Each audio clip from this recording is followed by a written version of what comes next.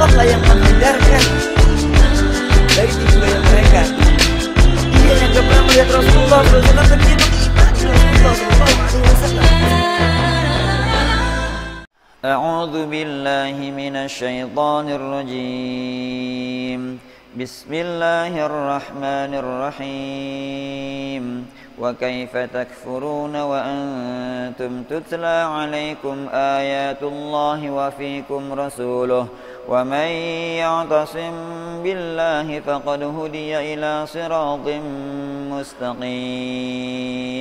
يا أيها الذين آمنوا اتقوا الله حق تقاته ولا تموتن إلا وأنتم مسلمون واعتصموا بحبل الله جميعا ولا تفرقوا واذكروا نعمة الله عليكم إذ كنتم أعداء فألف بين قلوبكم فأصبحتم بنعمته إخوانا وكنتم على شفا حفرة من النار فأنقذكم منها كذلك يبين الله لكم آياته لعلكم تهتدون صدق الله العظيم.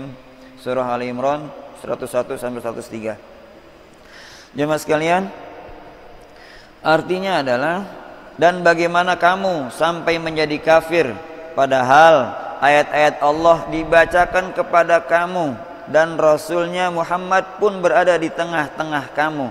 Barang siapa berpegang teguh kepada agama Allah, maka sungguh diberi petunjuk kepada jalan yang lurus. Wahai orang-orang yang beriman, bertakwalah kepada Allah sebenar-benar takwa kepadanya, dan janganlah kamu mati kecuali dalam keadaan muslim. Dan berpegang teguhlah kamu semuanya kepada tali agama Allah, dan janganlah kamu bercerai-berai. Dan ingatlah nikmat Allah kepadamu ketika kamu dahulu masa jahiliyah bermusuhan, lalu Allah mempersatukan hatimu sehingga dengan karunia-Nya kamu menjadi bersaudara. Sedangkan ketika itu kamu berada di tepi jurang neraka, lalu Allah menyelamatkan kamu dari sana. Demikianlah Allah menerangkan ayat-ayatnya kepadamu agar kamu mendapat petunjuk. Jemaah sekalian, insyaallah saya akan mengangkat sebuah tema keteguhan dalam kita beragama. Keteguhan kita dalam menjaga agama kita. Di sini kata Allah Subhanahu wa taala, "Wa may ya'tasim billah faqad hudiya ila siratim mustaqim." Barang siapa berpegang teguh kepada agama Allah, dia istiqamah, maka sungguh dia diberi petunjuk kepada jalan yang lurus. Alhamdulillah, dari lahir kita udah Islam. Alhamdulillah. Coba kalau di luar Islam kita penuh perjuangan mencari Islam, na'udzubillah. Alhamdulillah kita udah lahir Islam. Yang kalau kita enggak sembayang juga gitu misalnya nih ya, kita enggak sembayang, kita enggak ngaji, tapi kita masih ada iman, maka tetap ujung-ujungnya masuk surga juga tuh. Karena nanti dicari tuh yang di hatinya masih ada iman, masih ada kalimat la ilaha illallah, masuk surga tuh, masya Allah. Jadi pentingnya kita menjaga iman. Ada orang-orang yang dia fasik, beragama Islam tapi fasik. Dia enggak beribadah, dia enggak fasik kok gitu ya. Tetapi paling tidak dalam hatinya itu dia tidak menuhankan yang lain. Misalnya nih, kalau guru saya mencontohkan, misal nih ya, di kampung Bali Matraman kagak ada orang yang agama lain, nggak ada. Tapi yang ibadah sedikit, yang ke masjid sedikit, gitu ya. Manfaatnya apaan tuh orang-orang itu? Orang dia kagak beribadah kagak, tapi Islam doang. Islam KTP doang gitu, Islam KTP. Paling tidak di daerah Bali Matraman tidak ada tempat untuk melaksanakan kemusyrikan kepada Allah Subhanahu wa taala karena dia beriman walaupun dia nggak beribadah gitu ya. Agak mungkin tuh dia ngebangun tempat untuk beribadah kepada yang lain, kagak, karena dia masih beriman kepada Allah Subhanahu wa taala, tapi dia nggak ibadah gitu ya, fasik. Nah, ini manfaatnya kita menjadi orang-orang yang teguh dalam memegang agama kita. Wala tamutu, di ayat selanjutnya, wahai orang-orang yang beriman, bertakwalah kepada Allah sebenar-benar takwa kepada Allah Subhanahu wa taala, dan janganlah kamu mati kecuali dalam keadaan muslim. Gitu ya. Tapi bukan berarti udahlah enggak usah sembahyang juga surga-surga juga, jangan. Masuk neraka dulu kalau begitu. Kita beriman, gak beribadah, neraka dulu, ujungnya baru surga. Kan lama. Mau kita? Lah, jangan. Jangan sampai, kalau bisa tuh jangan sampai kita nyampe ke neraka dulu tuh, jangan sampai, ya Allah, jangan sampai. Jangan sampai. Sama api dunia kita takut banget, sama api dunia takut banget kita. Apalagi sama api neraka. Na'udzubillahi min dzalik. Minta tuh Allah, ya Allah, jangan sampai saya dihisab, jangan sampai saya dimasukin ke neraka, nyampe langsung surga dah, pokoknya langsung surga. Allahumma ajirna minan nar. Tuh kita minta setiap habis sembahyang tuh, Allahumma ajirna minan nar, Allahumma ajirna minan nar 7 kali. Kadang-kadang Ustaz Kamali cuma 3 kali, kadang 10 kali dia. Masya Allah. Itu kita minta, ya Allah lindungilah kami dari api neraka. Takut kita dengan api neraka.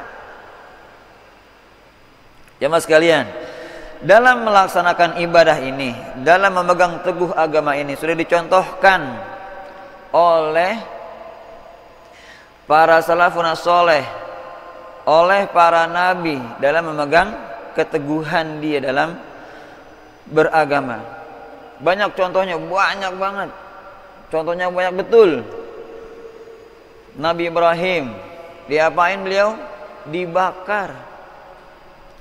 Dibakar itu bukan api cuman kayak api unggun kita, bukan. Sampai dikatakan kayu bakarnya itu setinggi bukit. Loh, banyak banget itu api. Banyak banget itu kayu bakar, Masya Allah. Dibakar beliau. Jadi nggak ada musuh Nabi Ibrahim dan kaumnya ketika itu yang tidak berperan dalam membawa kayu bakar untuk membakar Nabi Ibrahim. Sampai sebanyak itu. Kalau sebukit ada semasjid kayak begini ya. Tapi kata Allah, qul ya narukuni bardan wa salaman ala Ibrahim. Biar kata segede itu tuh api, kata Nabi Ibrahim. Nabi Ibrahim berasanya dingin aja, sejuk gitu. Kalau Allah udah mau begitu. Nah, contohnya Nabi Ibrahim, beliau di situ tetap istiqomah. Ada contoh lagi, istrinya Fir'aun. Siapa namanya? Asiyah binti Muzahim. Beliau ini meninggalnya bagaimana tuh? Disiksa oleh Fir'aun. Kita buka Quran surat At-Tahrim. Surah At-Tahrim ayat 11. Nah, ini kisah. A'udzu billahi minasy syaithanir rajim. Bismillahirrahmanirrahim. وضرب الله مثلا للذين آمنوا امرأة فرعون إذ قالت رب ابن لي عندك بيتا في الجنة ونجني من فرعون وعمله ونجني من القوم الظالمين. Artinya, dan Allah membuat perumpamaan bagi orang-orang yang beriman. Istri Fir'aun, yaitu Asiyah, di sini tidak disebutkan. Ketika dia berkata, ya Tuhanku, bangunkanlah untukku sebuah rumah di sisimu dalam surga, dan selamatkanlah aku dari Fir'aun dan perbuatannya, dan selamatkanlah aku dari kaum yang zalim. Jadi beliau ini disiksa, Pak. Dalam sebuah kisah itu beliau disiksa, diikat di sebuah tiang gitu ya, disiksa, dicambuk sampai beliau, dan ketika mengatakan ini diangkat nyawanya oleh Allah Subhanahu wa taala dan ditindih badannya oleh batu. Para sejarawan mengatakan bahwa ketika ditindih oleh batu beliau udah nggak ngerasa lagi karena sudah meninggal. Disiksa beliau. Disiksa karena apa? Karena beliau beriman mengikuti agama Nabi Musa alaihi salam. Ketika itu Fir'aun, kenapa mau nih Asiyah nikah sama Fir'aun? Karena orang tuanya disandra oleh Fir'aun. Kalau Siti Asiyah nggak mau ini, maka orang tuanya bakal disiksa terus, maka dia mau. Sampai Fir'aun cinta akhirnya kepada Asiyah. Karena itu ketika Asiyah kepengen mengangkat anak gitu ya, padahal waktu itu semua anak laki dibunuh oleh Fir'aun. Semua anak laki dibunuh, anak yang baru-baru lahir tuh anak laki dibunuh semua, kecuali bayi Musa alaihissalam. Bayi Musa alaihissalam diminta oleh Siti Asiyah untuk dirawat dan boleh oleh Fir'aun. Dan ketika besar, ketika dewasa, maka Siti Asiyah ikut agama Nabi Musa alaihissalam, dan disitulah Fir'aun mulai benci dengan Siti Asiyah sampai disiksa. Disiksa sampai mati, tetap beliau mempertahankan agamanya, la ilaha illallah. Masya Allah. Begitu perjuangan salafun as-salih kita, para generasi-generasi terdahulu, para nabi, Nabi Ibrahim, Nabi Siti Asiyah. Ada lagi salafun as-salih, siapa beliau? Beliau adalah salah satu imam mazhab. Dari keempat, beliau yang paling muda. Dari 4 imam mazhab, Imam Abu Hanifah, Imam Malik, Imam Syafi'i, Imam Ahmad bin Hanbal.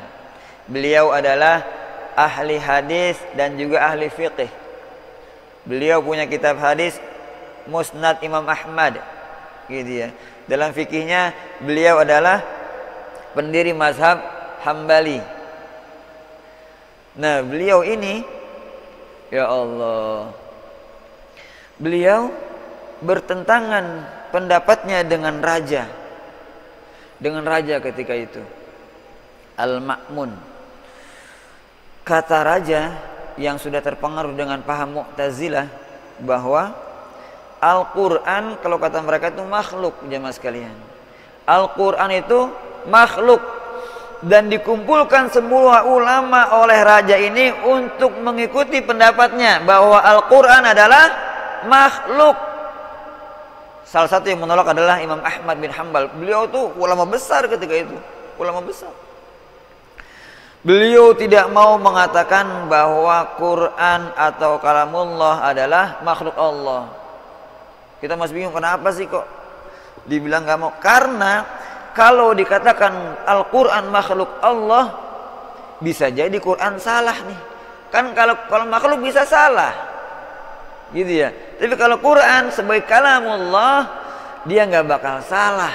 Itu yang dipertahankan sampai beliau dipenjara, berganti kepemimpinan. Beliau terus dipenjara, disiksa, berganti sampai 3 kali berganti kepemimpinan kalau nggak salah. Tetap beliau kukuh dalam pendirian, disiksa, dicambuk, bukan dipenjara doang, dicambuk.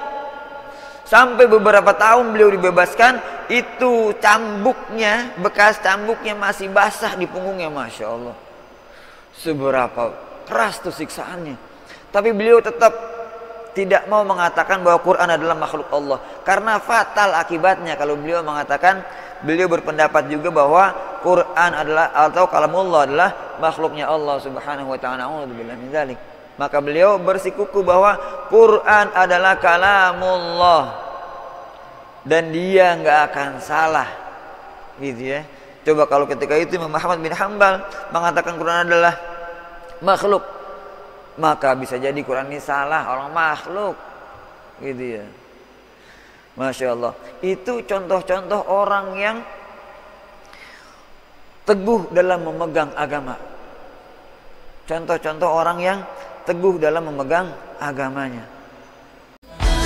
Allah lah yang menghindarkan dari tipu daya mereka.